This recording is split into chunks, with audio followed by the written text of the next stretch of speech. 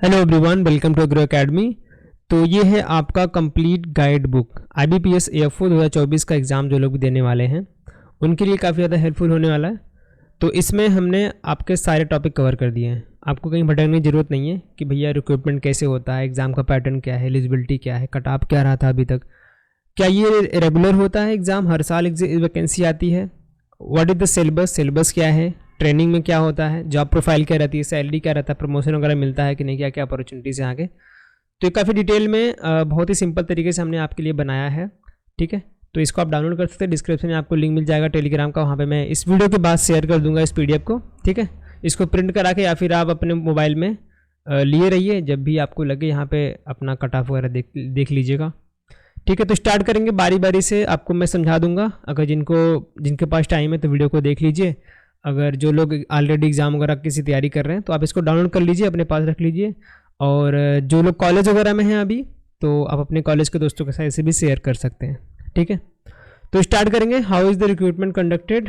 तो इसमें भी जो लोग बिल्कुल नहीं जानते, मैं आपको बता दूं, तो ये ऑनलाइन टेस्ट होता है आपका, और CBT टेस्ट यानी कंप्यूटर बेस्ड टेस्ट। जैसे अदर बैंकिंग एग्ज़ाम होते हैं सेम एग्ज़ाम होता है। ये जो फॉर्म है IBPS AFO का, एग्रीकल्चर फील्ड ऑफिस का, तो आपका IBPS ही कंडक्ट कराता है। और ये SO की पोस्ट आती है।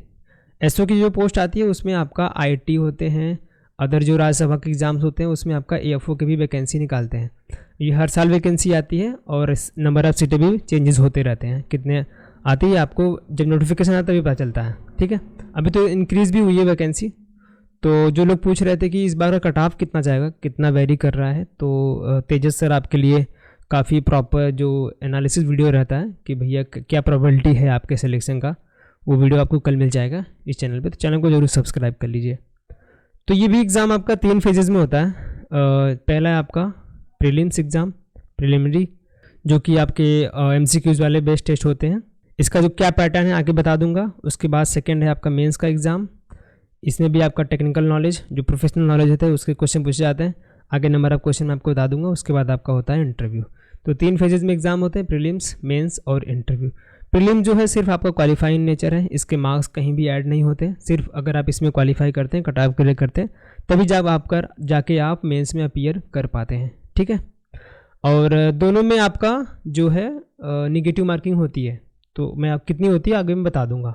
ठीक है, अब बात कर लेते हैं पैटर्न के बारे में। सेकेंड जो था हमारा पॉइंट, क्या है पैटर्न एग्ज़ाम का। तो प्रीलिम्स एग्ज़ाम के पैटर्न के बारे में आपको बता दूं, तो 3 सेक्शन आएंगे। पहला आपका इंग्लिश लैंग्वेज, रीजनिंग और क्वांटिटी एप्टीट्यूड, ये तीन सेक्शन है।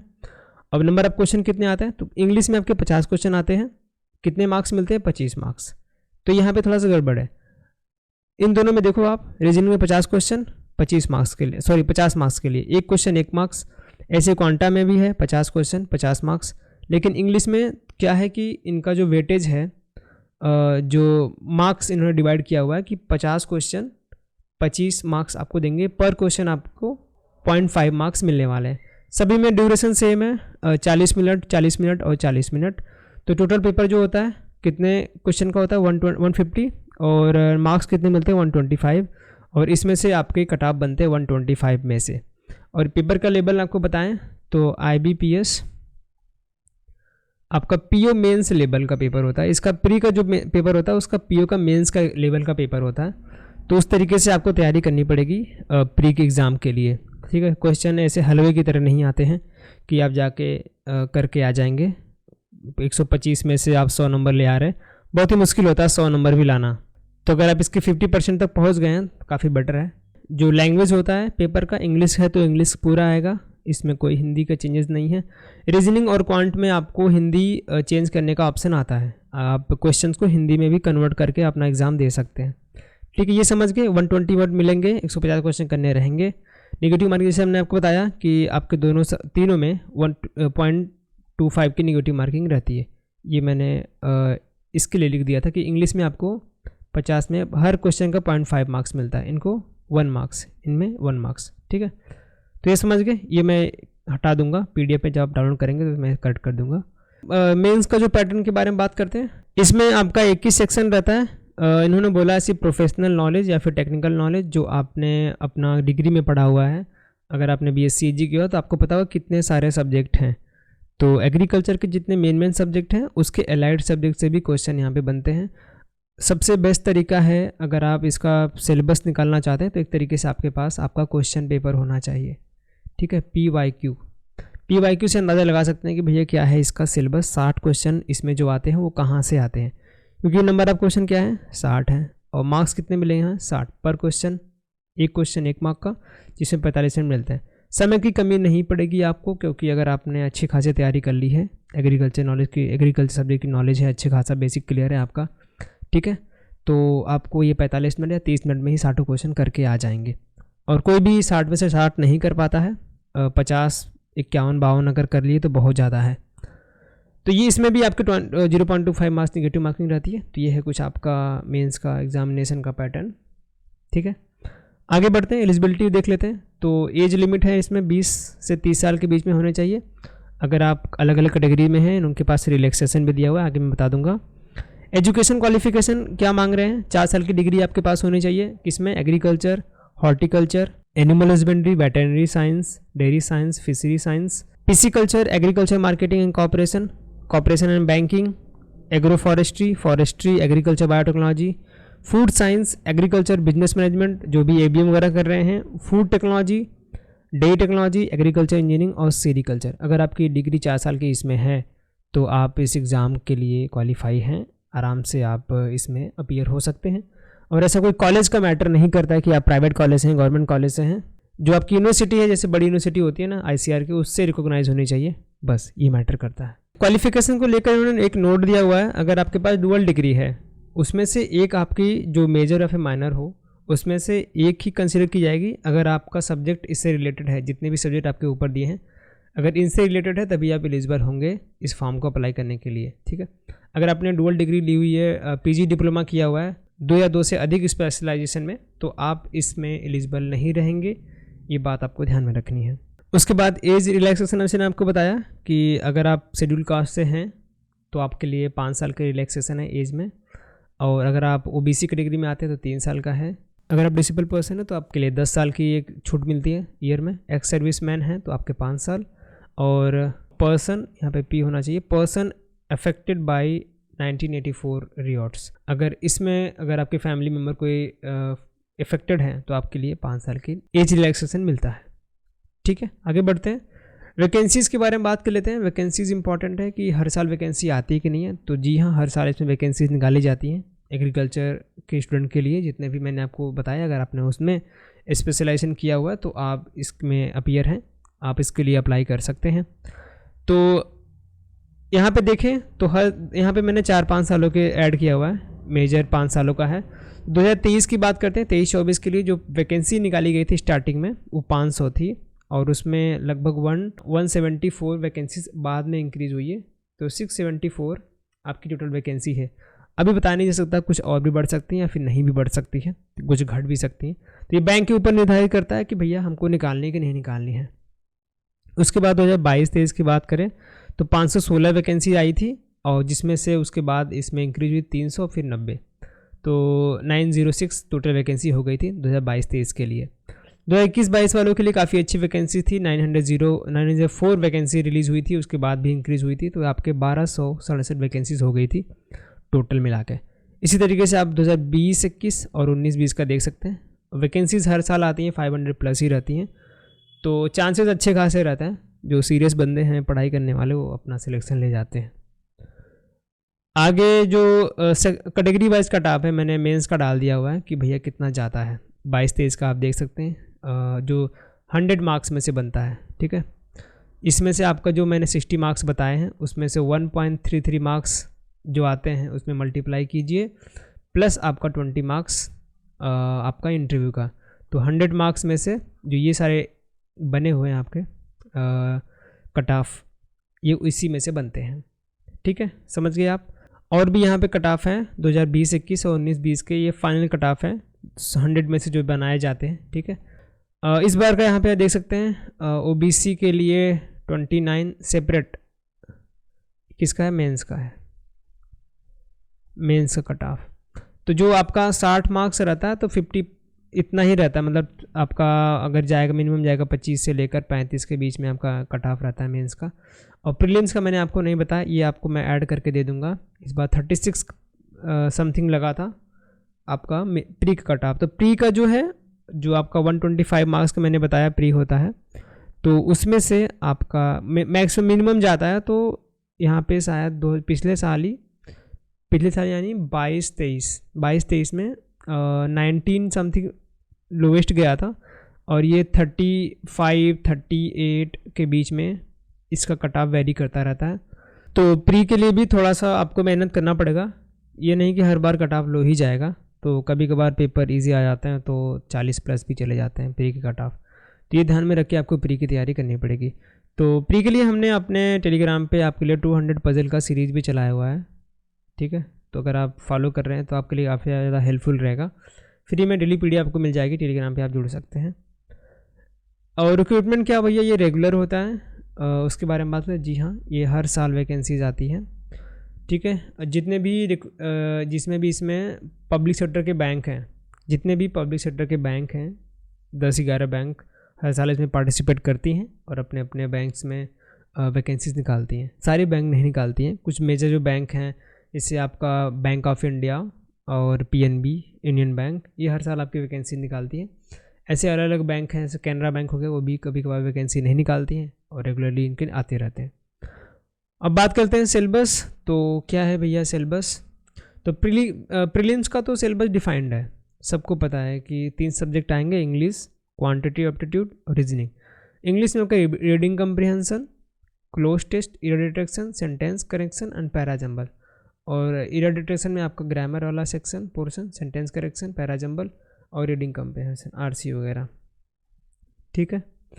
तो इंग्लिश बहुत ज़्यादा हार्ड नहीं होता, लेकिन उन्होंने वेटेज जो रखा हुआ है पर मार्क्स का 0.5 मार्क्स, इसलिए कट ऑफ बहुत सारे बंदे नहीं क्लियर कर पाते हैं, क्योंकि 25 मार्क्स ही मिल रहे हैं आपको 50 क्वेश्चन करने पे, और अगर निगेटिव कर दिया आप तो कट ऑफ आपका रह जाता है। और कट ऑफ भी लगभग इनका 7 से लेकर 15 के बीच में ही बनता है। तो इसमें बहुत ज़्यादा मेहनत करनी पड़ेगी आपको इंग्लिश के लिए, अगर आपको अच्छे मार्क्स लाने हैं। डेली न्यूज़पेपर पढ़िए, अपने इंटरेस्ट की बुक पढ़िए। अगर आपको न्यूज़पेपर अच्छा नहीं लग रहा है, निमिषा मैम हैं यूट्यूब पे, जिनके डेली के द हिंदू एडिटोरियल का एनालिसिस आता है, तो वो आपका ग्रामर भी करा देती हैं। और हिंदू एडिटोरियल का आप पूरा देखिए, उसमें नए नए वर्ड सीखने को मिलेंगे, ठीक है। वहाँ से आप इंग्लिश कर सकते हैं। क्वांटिटी एप्टीट्यूड जो है आपका सब्जेक्ट, जो मेरे सब्जेक्ट आपके simplification, approximation, number series, data interpretation. तो DI मस्ट है भैया। DI अगर आप कर लेते हैं, 3 सेट आते हैं, अगर आपने 2 DI कर ली तो 10 नंबर आपके पक्के हो जाते हैं यहाँ पे। और माने जैसे 1 लाइनर आपका सिंप्लीफिकेशन, अप्रॉक्सीमेशन, नंबर सीरीज में आपका मिसिंग नंबर सीरीज आ गया और रॉन्ग नंबर सीरीज आ गया, क्वाड्रेटिक इक्वेशन। और अर्थमेटिक में बात करें तो आपके percentage, profit loss, time and work, time and distance, average, SICI, simple interest, compound interest, mixture and allegation. तो क्वांटा के हमने अपने चैनल पे आपके लिए स्पेशली जो जैसे एग्जाम में क्वेश्चन पूछे जाते हैं प्री में, तो उसका हमने सीरीज़ रन किया हुआ है, आप उसको भी फॉलो कर सकते हैं। रीजनिंग के भी मैंने आपको बताया 200 पजल की सीरीज़ चल रही है। पजल बहुत इंपॉर्टेंट है, puzzle and sitting arrangement, major weightage इसी का है। अगर आपने अच्छा खासा बना लिया तो आपको, अगर आप छोड़ भी देते हैं अदर क्वेश्चन, तो आप आराम से क्वालिफाई कर ले जाएंगे इसका कट ऑफ, ठीक है। सिलॉक्स काफ़ी इजी टॉपिक है, coding, decoding, blood relation, inequality, direction sense and order ranking, ठीक है। इनपुट आउटपुट भी आते हैं क्वेश्चन। जल्दी ही आपको सारे जो यहाँ पे दिए हुए हैं टॉपिक, सारे के लेक्चर वीडियो मिल जाएंगे चैनल पे फ्री में, तब चैनल को जरूर सब्सक्राइब करके रखिए। मेंस के सिलेबस की बात करें तो IBPS ऐसा कुछ बताया नहीं है, उन्होंने बोला ये प्रोफेशनल नॉलेज चाहिए। जो आपके सब्जेक्ट हैं BSc एग्रीकल्चर वाले, उन्हीं के से क्वेश्चन आएंगे। मेजर सब्जेक्ट के ऊपर हम वीडियो बना देंगे, कौन कौन सी बुक्स इंपॉर्टेंट है उससे वीडियो आ जाएंगे। चैनल पे आप जुड़े रहेंगे तो आपको नोटिफिकेशन मिलता रहेगा, ठीक है। मेन इंपॉर्टेंट है कि अगर आप पेपर एनालिसिस करते हैं तो आपको पता चल जाएगा क्या है पेपर का पैटर्न। इसके लिए पेपर डाउनलोड करना पड़ेगा, तो हमने आपको टेलीग्राम पे पेपर दे दिया। आप वेबसाइट पे जाएंगे, यहाँ पे क्लिक करके PDF होगा आपके पास, तो जाके फ्री में टेस्ट के रूप में अटेम्प्ट करिए, आपको वहाँ पे सोल्यूशन भी मिल जाएंगे और पेपर का PDF भी डाउनलोड कर सकते हैं। तो हमने 2017 से लेकर 23 तक के अपलोड कर दिए, जाके आप इसको डाउनलोड कर सकते हैं। What is the training in F4X? भैया ट्रेनिंग कैसी होती है? ट्रेनिंग काफ़ी मज़ेदार होती है। जैसे आपका सिलेक्शन होता है तो 1 या 1.5 महीने की ट्रेनिंग होती है। ये आपको मेल के थ्रू या फिर मैसेज के थ्रू पता चल जाएगा भैया आपका कहाँ पे ट्रेनिंग है। सेंटर अलग होता है, अलग अलग ग्रुप में आपको बनाते हैं। ये नहीं कि कौन सा लड़के कितने लड़की ग्रुप में आ रही हैं, आपको ये पता चले भाई इतने ग्रुप के बंदे हैं। वहाँ पे जाने के बाद आपको रूम मिलता है, अच्छा खासा खाना मिलता है, पूरा एक्सपेंसेस बैंक वाले देखते हैं, स्टाइपेंड भी आपको मिलता है। ठीक है, तो जाइए मौज करिए, घूमिए फिरिए। ट्रेनिंग में क्या ये मौज ही आती है बस। What is the job profile? Job profile तो भैया आने के बाद ही पता चलेगा कि क्या है। सिंपल, तेज सर ने आपको बताया भी होगा, जो इंटरव्यू का हमने सेशन लिया था उसमें क्वेश्चन पूछा था कि भैया जॉब प्रोफाइल क्या है AFO की। तो मेजर काम रहता है रिकवरी करना, जो भी बैंक्स के से लोन लिए जाते हैं। फार्मर को लोन प्रोवाइड करता है बैंक। अगर बैंक जो फार्मर्स है वो बैंक को पैसे नहीं चुका पाते हैं तो जाके उनके घर पे धाबा बोलना पड़ता है कि भाई पैसे हमारे कब दे रहे हो। तेजस सर बताते हैं, वो जाते हैं बैंक में, जब फील्ड पे जाते हैं तो वो मतलब कि डराना पड़ता है, ऐसे वर्ड बताने पड़ते हैं कि ये गाय की तुम्हारी है, ये भैंस तुम्हारी है। तुमको डर जाता है कि भैंस उठा ले जाएंगे हमारी, तो वो कुछ ना कुछ करके मतलब कि देना पड़ता है उन्हें। अगर आप बैंक का अगर आप लोन चुकाते नहीं है तो इंटरेस्ट उसका बढ़ता रहता है, तो बहुत ज़्यादा बर्डन आ जाता है किसानों पे, बैंक को भी। वो NPA में न चला जाए, नॉन परफॉर्मिंग एसेट, NPA ना बन जाए वो लोन। इसीलिए बैंक को भी डर रहता है कि हमारे पैसे डूब ना जाएं। तो ये सारे काम से रहते हैं। आप एक बार जाएंगे तो ऑफिस वर्क है, चिल्ड जॉब है, सैलरी अच्छी खासी देंगे, लेकिन काम तो करना पड़ेगा। ऐसा है नहीं कि काम नहीं करना पड़ेगा। सैलरी क्या है भैया? सैलरी अभी बढ़ के आपकी 75 के होने वाली है पर मंथ। इसमें आपका अलाउंस वगैरह सब कुछ मिला के है। इन हैंड अभी शायद 60 के करीब आती है, 60 के लगभग आपके इन हैंड आते हैं, और ये बढ़ के आपकी 75 के होने वाली है इन हैंड। ठीक है, और अच्छा खासा आपको रूम रेंट मिल जाता है, पेपर के खर्चे मिल जाते हैं, तेल भराने के खर्चे मिल जाते हैं, और फूड का भी आपको मिल जाता है। तो ज़्यादा दिक्कत नहीं आने वाली। सैलरी बहुत अच्छी खासी है। SO की पोस्ट है, स्पेशलिस्ट ऑफिसर स्केल 1 की। जो आपके क्लर्क वगैरह होते हैं 4-5 साल घिसाते हैं तब जाके स्केल 1 बनते हैं, तो उससे तो बहुत ज़्यादा बेटर है। ठीक है, तो सैलरी की कोई टेंशन नहीं है भैया, मज़े ही मज़े हैं इधर। What is the promotional opportunities? Promotion काफ़ी अच्छा है। AFO ऐसे ज्वाइन करते हैं स्केल 1 पे तो 3-4 साल काम करेंगे, स्केल 2 हो जाएंगे। उसके बाद लास्ट की बात करते हैं, एंड में आप स्केल 8, ठीक है, डेप्यूटी मैनेजर, मैनेजर, हेड, मतलब कि ब्रांच हेड वगैरह बन गए, तो वहाँ पे सैलरी रहती है मंथली 3.5 लाख, 4 लाख, 5 लाख लगभग। ठीक है, और पेंशन भी देती है सरकार अच्छा खासा अगर आप रिटायरमेंट पाते हैं तो ये थी इसमें जानकारी। आप इसको डाउनलोड कर सकते हैं, डिस्क्रिप्शन में आपको टेलीग्राम का लिंक है, वहाँ पे जाइए और चैनल को सब्सक्राइब कर लीजिए, वीडियो को लाइक ज़रूर कीजिए, और कमेंट करके बताइए कि किस टॉपिक वीडियो आपको देखना चाहते हैं। कोई आपको लेक्चर सीरीज चाहिए तो आपके लिए हम बना देंगे। और मॉक टेस्ट हम फ्री में करा रहे हैं आप लोगों के लिए, जो लोग भी AFO 24 के लिए अपेयर होने वाले हैं। हमारा पैडॉन का वीकली मॉक होता है, काफ़ी अच्छे क्वेश्चंस आपको देखने को मिल जाते हैं विथ सोल्यूशन, तो उसको भी आप अटेम्प्ट कर सकते हैं। पोर्टल का लिंक मिल जाएगा वेबसाइट का, वहाँ पे जाइए, उसको लॉगिन कीजिए, लेकिन पासवर्ड आप सेव करके लीजिए ताकि बार बार आपको पासवर्ड डालना ना पड़े। ठीक है दोस्तों, तो ये था वीडियो। Thanks for watching. मिलेंगे आपको नेक्स्ट क्लास में, तब तक के लिए धन्यवाद।